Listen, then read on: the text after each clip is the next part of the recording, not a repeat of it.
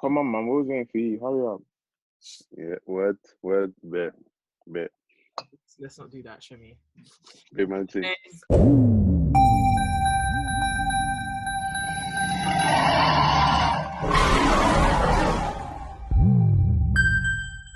Hi guys, welcome back to the final third.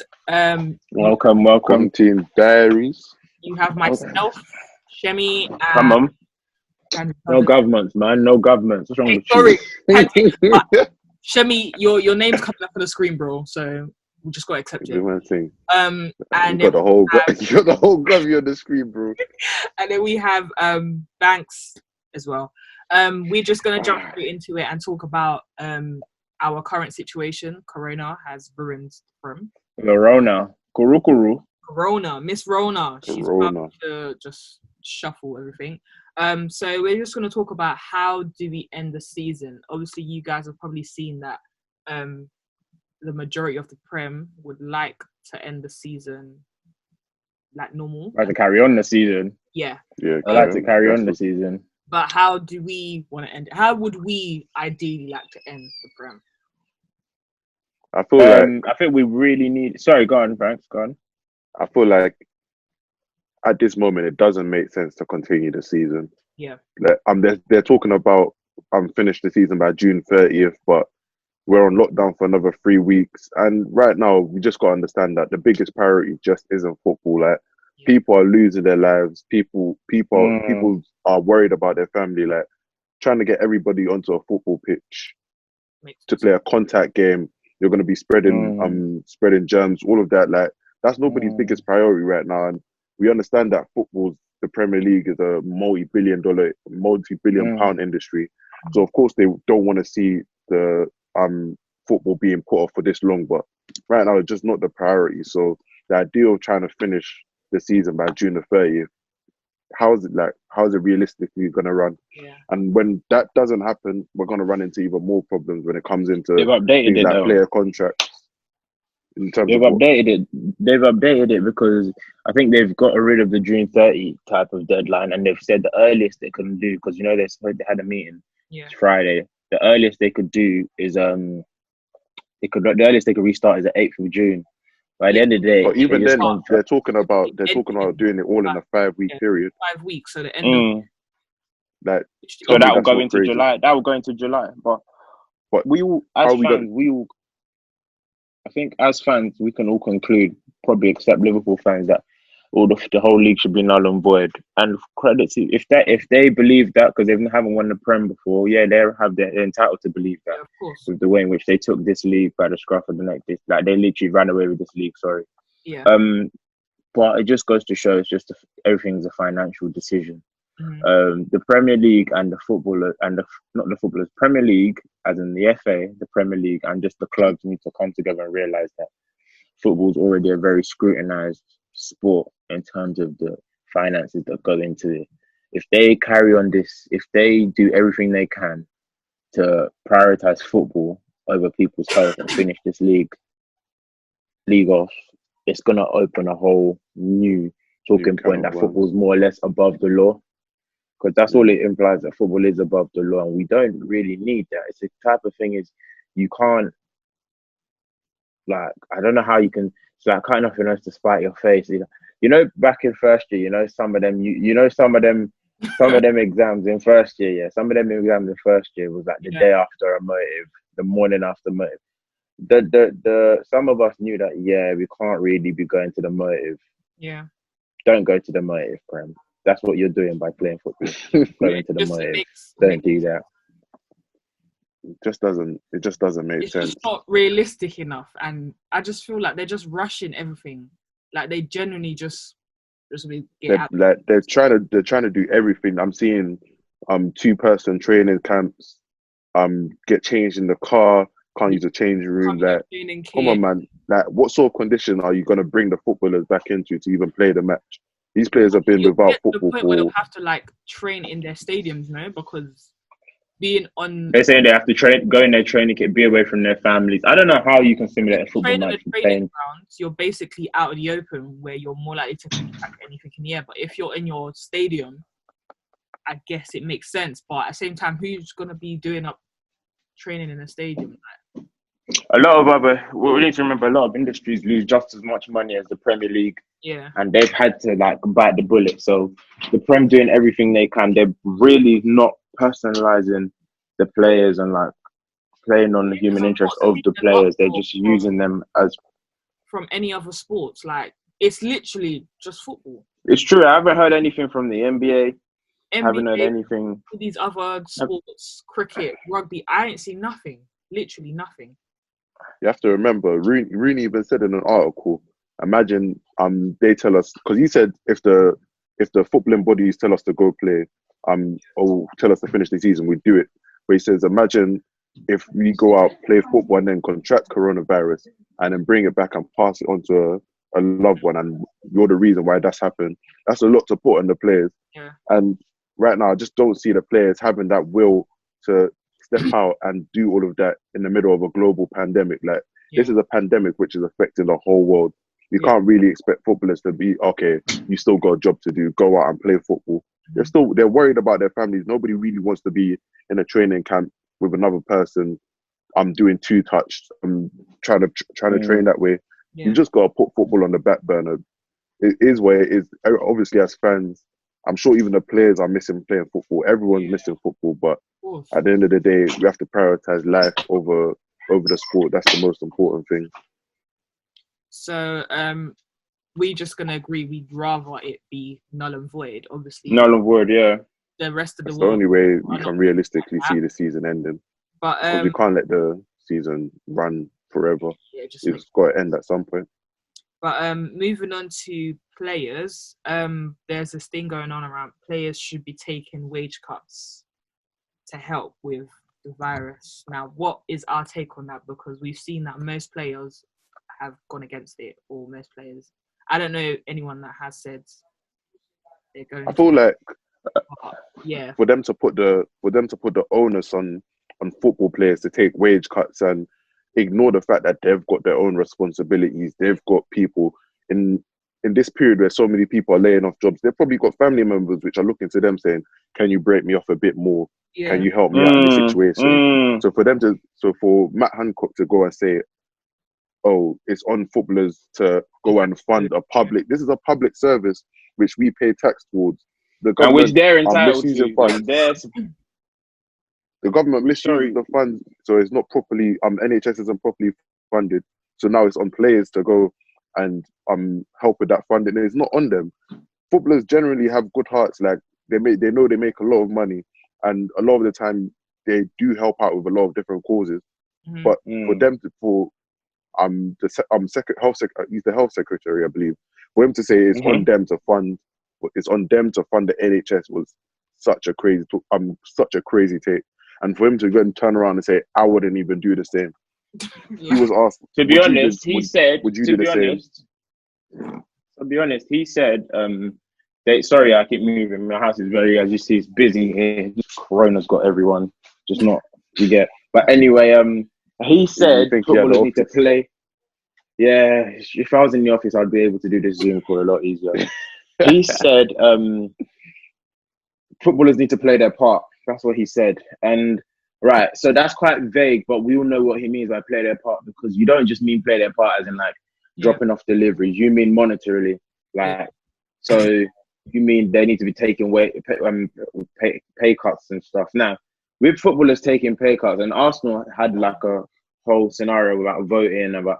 Firstly, like we discussed earlier, where is the pay cut going? Because you don't trust some of these owners in terms of where the pay cut's going. Secondly, if the club's taking a pay cut, is it just the players?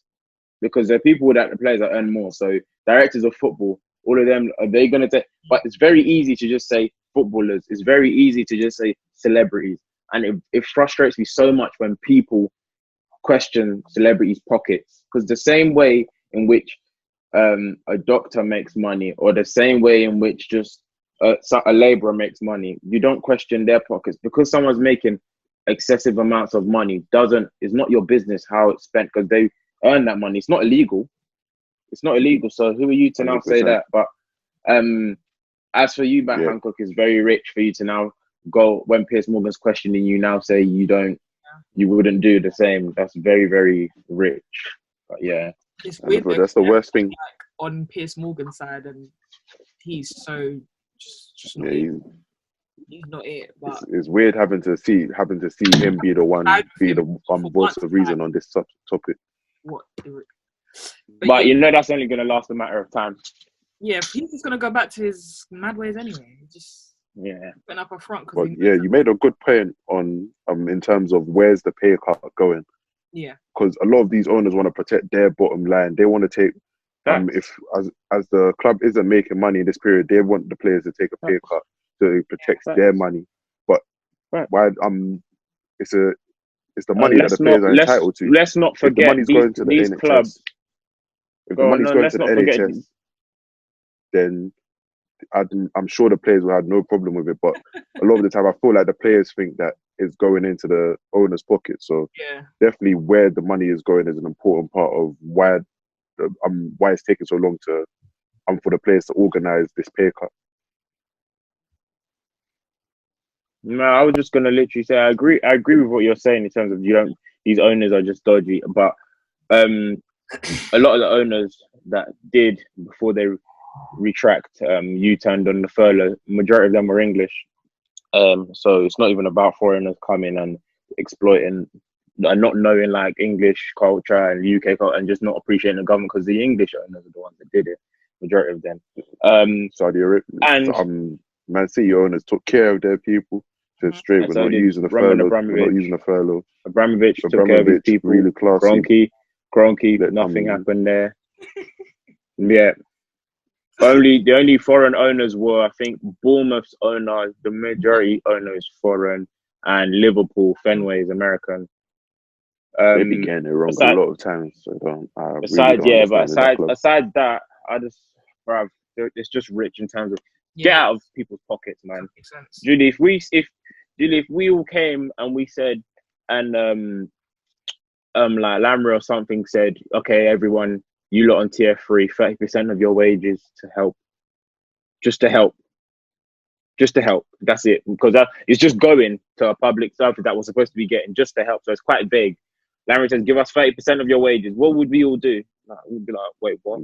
So it doesn't matter. It doesn't matter. Like, it doesn't matter. So what Grant said is that they too have responsibilities. And just because you now on a high wage doesn't mean your purchasing patterns, they're now expensive. You're now living lavish. You get? I think he's slick. God. It's a calm, cheeky little plug, man. Anyways, we're gonna move on from that and talk about positives. Or for some teams. As your team, so as Arsenal fans and United fans, what do we need to do in the next? I just want to say next Premier League because I don't know what's happened with this one. What do we need to do for our teams to be competitive next season? So, in terms of like players and positions and stuff like that, let's start with Arsenal. What do we need to do? Shemi, do you think? Shemi kick off with that one. So, what we need to do is so excluding all the contract situation. So I think Atletico have really been keen on Lacazette.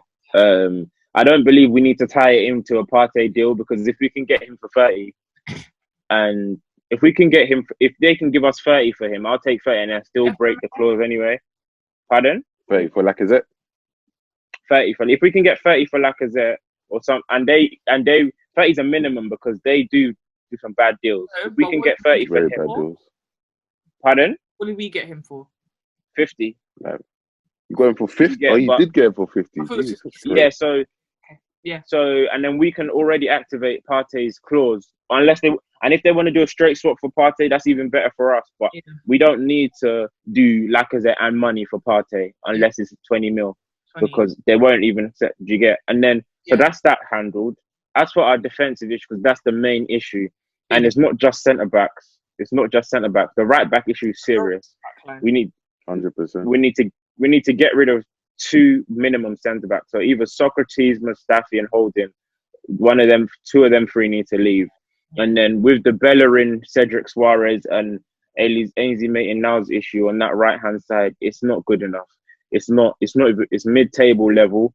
Bellerin's days, the 50 million thing that was on Bellerin's head 4 years ago, really, ever since then, that was the last. She snapped it that, up. Yeah, and there's so much talent in the right back area across the world right now that there's several right backs you can get for a good amount of money. Yeah. Hopefully, Tierney comes and he gets fit again. So this break has done a lot of. I think it's an issue with Tierney. He's been pretty injury prone since he's been there. Yeah, that's what I'm saying. So this long break will give him, will hopefully sort out all of his joints. On Saka, people that are not meant to be there. So. And the thing about, but a lot of world-class players played out of position. So Saka might just have to accept that might be his position. If I'm being honest, I think it might be his best position. You know. That's what I'm saying. I see him making those under and overlapping runs, and he's got a decent cross in him. If he beefs up, and I think it's just his physicality and athleticism. Yeah, it's just his physicality, and that's only going to get. Because sometimes you see him breathing heavy by like 80 minutes. Like I think that's one. Oh, do you think stamina, physicality, or you mean like physical? Yeah. No, both of them. Because sometimes he'd be breathing at the end of the match. And that's why centre mid situation. Sorry, just to quickly round up. That's why centre mid situation. Centre mid, we've got Xhaka, Torreira, Willock, Guendouzi. It's just rumours about Torreira. Ceballos. Torreira can go. Torreira, everything is. Torreira needs agent every time. They're always like flirting with the like AC Milan moves. Just go. You're done with it. You're tired of it. I don't want to just put him in a box by saying that his size is what's limiting him, because there's other centre mids who like their size isn't an issue, but the type of centre mid he wants to be, his size limits him, and it's not in terms of strength. It's in terms of like it seems like he has to take more strides than others to get to certain spaces, and always edges out jigs. Like, as very simplistic as that sounds, it just seems that's the case with Torreira. Like he's always like, and I think Emery just painted him so poor. Like Emery really hampered his growth, because now a lot of from fans that used to rate Torreira and just indifferent about him. Yeah. So if you get a £40 million bid for him, you're saying goodbye. 40 mil. You think we'll get 40 mil for Torreira? No, but if that comes in, are you letting him go? Yeah, 100%. 100%. I'll drive him. There's certain players that they've got to get gone. Xhaka's first on my list. Mustafi's next. Socrates. Them three. Once you get rid of them three, then we can start the rebuild properly. Whole new ball game. I've been there too long now. Sometimes you gotta accept this, and now you just gotta refresh it. Get them out of there. Start again. United. In terms of United, I would say right winger desperately. We've neglected that side of the pitch for way too long. For the last decade, all of our attacks would go through the left hand side. That right hand side will be so meaty. Right now, we've got Wan-Bissaka trying to do the whole right back, right wing job, do it all. Man's had to learn a few skill moves to try to get through. But he needs some help on that side, fam. He needs some help on that side. We can't keep letting Wan-Bissaka be the sole attacking outlet on that side. A proper right winger, we need that, because we're struggling. Left back as well. Say that again? You saying Daniel James just runs? Yeah, that's what I was going to say. What happened to Danny James? He just runs. Because he plays just like Giggs. He plays just like Giggs. That's where we're going with this. He plays just like Giggs. That's what you're telling me. Yeah, because in Giggs' best highlight, I thought it was Daniel James. He's dribbling in his best highlights. He's dribbling. Have you ever seen Daniel James do that? The thing about Daniel James, it's not so much dribbling, it's like running, then going that way, then going that way, then going that way. Exactly. Ask him to dribble, and he'll look at you as if you're asking quadratic formulas, fam. Yeah. But another position, left back, is another position where we could upgrade. Luke Shaw's time has done. They're trying to convert him into a centre back. Was it worth it? Wasn't worth it, man. I always think back to it, like Chelsea and United were in for him when he was 18 years old. Imagine if Jose got his hands on him when he was 18. I'm sure he'd be retired by now, you know. I don't think he'd still be in this game. Like, Jose nearly broke him, fam. Imagine if you got him at 18. You got him when he was like, you got to Jose when he was like, what, 21, 22? Forgot When did he's he get 18, to? he might have When kicked him was out he the joining game. United at 2014 Yeah, or 2013? 2013, all right. 2014 still. Oh, okay. Fair enough. If he got to him when he was younger, where it could have been a different story. But Brandon Williams and Luke Shaw is not the greatest combination of left back. So improvement there would definitely help us next season. And centre mids, we can't rest on our laurels there. Even though we brought in Bruno, he's proven to be very, very good. See how he continues. Mhm. Even if Pogba goes, we probably need two. Either way, we need at least one. Yeah. I'd say another holding midfielder to give some competition to Fred, who's been good this season. But again, it's not been the greatest season for us overall. So competition there definitely be needed. A lot of people are saying positions like striker and centre back, but I would say I'd stick with what I've got in those positions. I wouldn't want to see us sign like a Harry Kane for 150 million, and then we've got to neglect other positions in order to do that sort of deal. It feels like we're focusing on the wrong thing at the moment. So I'd rather have a proper right winger, centre mid, and a left back, rather than going all out for Harry Kane, put him up front, and we still got people like Daniel James feeding him. Like, it doesn't make sense. We gotta do the right deals. So I'd say probably right wing, centre mid, DM, and then left back would be a very good summer for me. Transfer market is going to be so depleted this season. Sidebar, I was going to say Fred was good for the back end of the season, not anything else.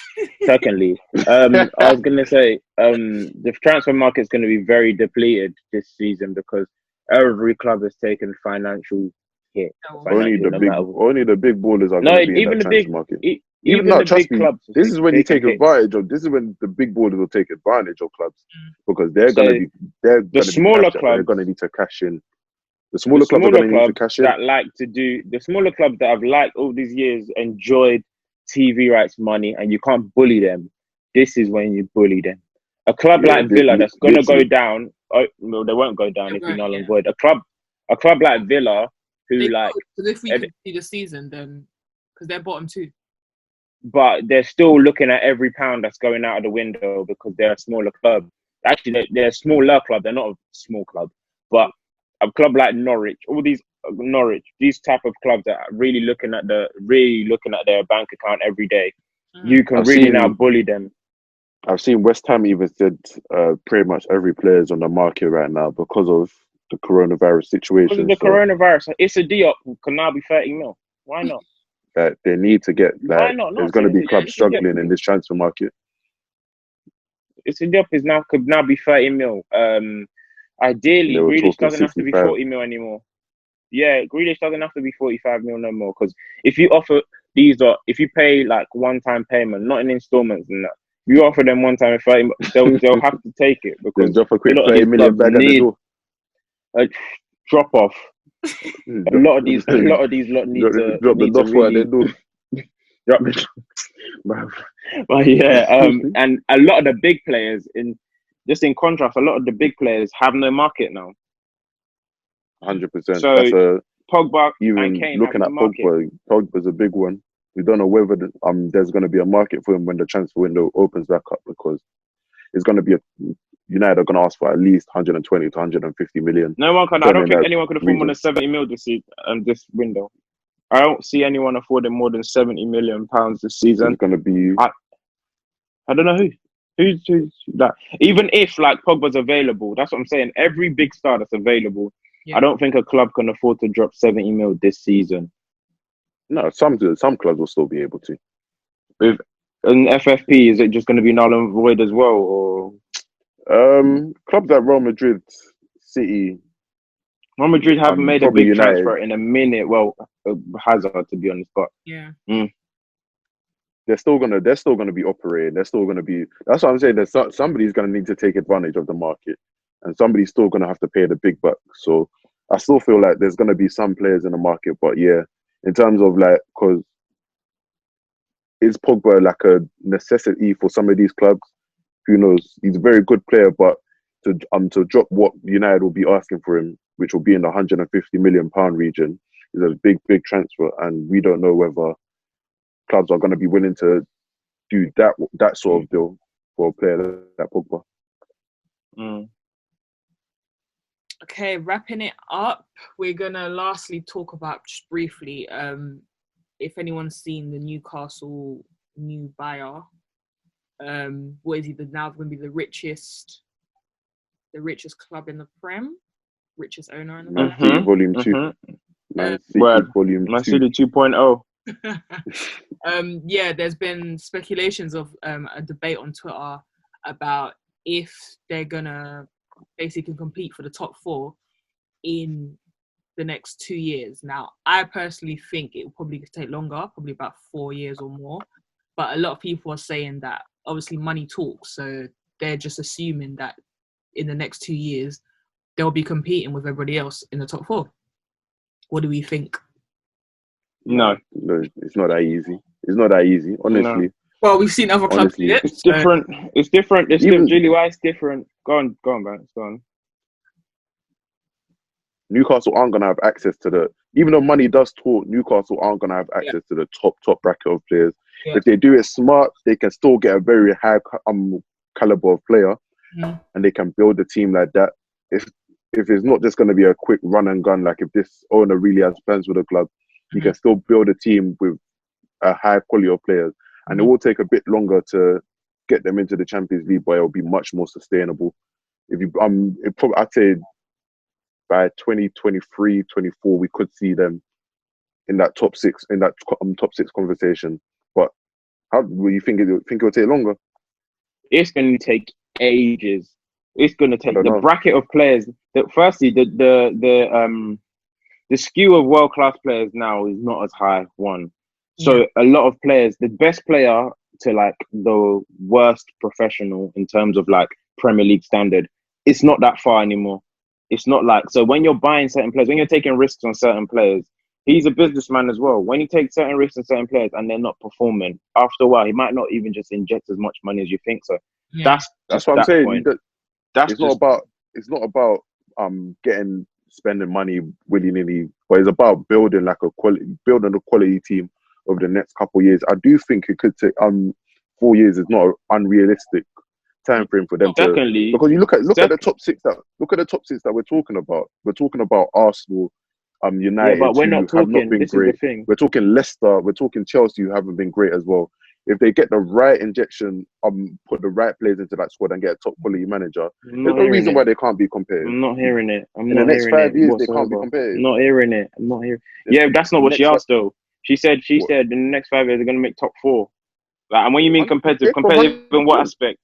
In terms of being competitive for the top 4, they could definitely do that. The next 5 years. I'm not hearing it. Here's why I'm not hearing it. One, if we're going to mirror what City did, when City did it, a lot less teams were good. There was a lot less teams were good, and a lot. The good teams now aren't very good though. Yeah, it's true. Yeah, but there's a lot. You're competing with so much more, and then even the ones that. Okay, so the good teams, the historically good teams, aren't good, but they can eventually it can turn on. You have that aspect of it, which will always be there. Now you have the new teams emerging. You have the Leicester, the Wolves, and that. You still have to overtake them, who are even doing better than the historically good teams, and then you have the next level super performing teams, the City and Liverpool. Do you get? So you've got to jump over 8. You're competing with now 8 teams. So even in a good season, a good Newcastle season in this current generation, they will come 8th. What's that? They'll come 8th. No, I'm saying in the next 5 season. In the next 5 years, though, I'm not talking about straight away, but in the next 5 years, if they're built quality, they can't break into top 4. I feel like they can be compete. They can be competing for the top 4. What does that even mean, though? Because Everton been competing. Everton haven't competed for nothing. Everton haven't competed for nothing. I'm saying you're saying could be competing for top 4. Everton have had years competing for top 4, and it was pointless. What does that mean? I'm talking about breaking top 4. They spent the money, but they wasn't in the competition for top 4. Everton were competing for top 4 earlier in this. Earlier years. They wanted top 4. They wanted top 4. Earlier, Everton you talking about the Roberto Martinez years? Yeah, Everton were competing for top 4. That's a good. What I'm trying to say is a good achievement, though. They were in that. They was in that conversation. But it gets you nothing. I'm talking break into the top 4 myth. With all the money you can inject, all the money you want to, you can inject all the money you want to inject into the club. Yeah, I do not believe. If Everton continued on that trajectory, they could they'd be certain So in if the this owner conversation for comes top in, four. can we make a bet that by 2025 these lot will not have touched top four? You want to make a bet? I'm not saying they're gonna touch. I'm not saying they're gonna touch top four. Nah. Put your money where your mouth is. By 2025, they can definitely be in the competition for top four. Season ending 2024-2025. Will these lot be in the top four? They'll be in the top 6. They could be in the top 6. Yeah. I didn't ask you that though. I'm not saying that. I'm not gonna say I'm definitely they're gonna be in the top 5. I'm top 4. But you're just you're I'll take moving the goalpost. All right, let's mark this. So I'm not moving it. All I said, they can be competitive. That's all I said. They can be competitive. But that means nothing though. You're just making it interesting. All them years that Tottenham, all them years before top 4. Look at Newcastle right now. Yeah, but Newcastle been okay. The season Newcastle were have been competitive. Yes, they have. Yes, they have. They've been competitive. When they had Demba Ba and Papi Cisse at that team, they were competitive. That was nearly 10 years ago, and it was one season. Exactly, but I'm saying, what does that mean? Being It competitive. was a good season. If you build on that season, who knows? Listen, they didn't build on that season. We're having two completely different points. My point is, if they're competitive, it does nothing for the price of fish, bro. It does. That's why they just get into the top. Talk about getting into the top 4. You need to take gradual steps, though. You're not gonna make it all in one step. Okay, but what I'm saying is this. I'm not betting with you about the gradual steps they make. I'm betting with you, when will they make the top 4? And I'm saying 2025, they won't. The owner isn't in this for the next 10 years. I'm sure he's trying to be in it for a lot longer. So if he has to take 5 years just to get to 6th, and then another 5 years to make them proper Champions League contenders, I don't think he'd have a problem with that. There's like, this is going to be like a £100 million, multi-million £1 takeover. He's not looking at this for only 5 years. He's looking at this. If you're waiting, you said 5 years to get competitive, another 5 years to break the top 4. Yeah. So let's just say an average of 7-8 years. Yeah. If you're injecting cash into this club for over 8 years and then you're just breaking the top 4, I'm not rating that. It's not about rating it. It's about trying to create. That's what the conversation we're having. It's about trying to create something sustainable.